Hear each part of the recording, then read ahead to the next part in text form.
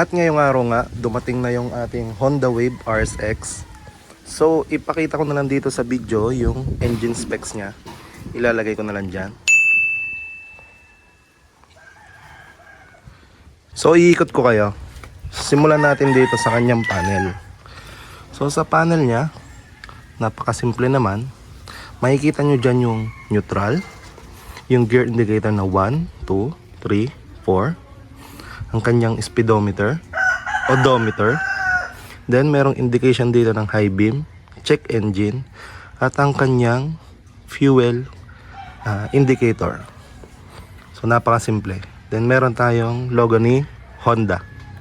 Sa left side, syempre side mirror, low beam, high beam, busina, then ang kanyang turning signal lights, left and right. Sa right side naman, makikita natin ang kanyang kabilang side mirror, ang throttle natin, then electric start. Nandito din yung pinaka reservoir ng ating brake fluid para sa front brake. Then ito yung kanyang susian. So may mga indicators naman, then yung anti-theft system nya.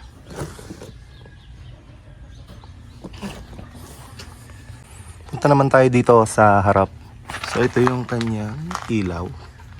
Then ito yung daytime running lights, signal lights, kabilaan. Then yung kanyang shock, standard. Then ang front path caliper, single, disc brake. Then ang gulong niya nga pala sa harap ay 70/90 by 17. Naka-rim lang po si Honda Wave RSX. So meron dalawang variant, yung isa naka drum brake sa harap, ito naman ay naka disc brake na. Sa front cowling meron lang nakasulat na Honda. Front brake lever, then bar ends sa kabilaan naman yan.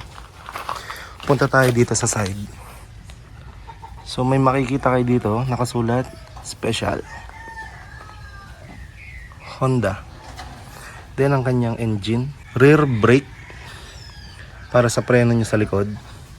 Then meron pa rin siyang alternative na kickstart in case na mamatay ang inyong battery or mawala ang charge ng inyong battery. Then ito yung apakan ng inyong OBR. So meron lang tayo ditong heat guard, napakaganda.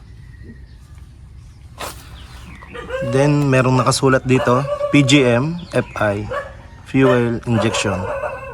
Then RSX, ang kanyang rear shock, dual shock siya sa likod. Then ang ating frame sa likod, drum brake. So sa lahat po ng variants, ganyan talaga yung panlikod niya. Then spoke rim pa rin. Then ang sukat ng gulong sa likod 80/90 by 17. Ang tatak po ng gulong na pasunod ni Honda Wave RSX ay CST, Chengshin tires, mas kilala bilang CST tires.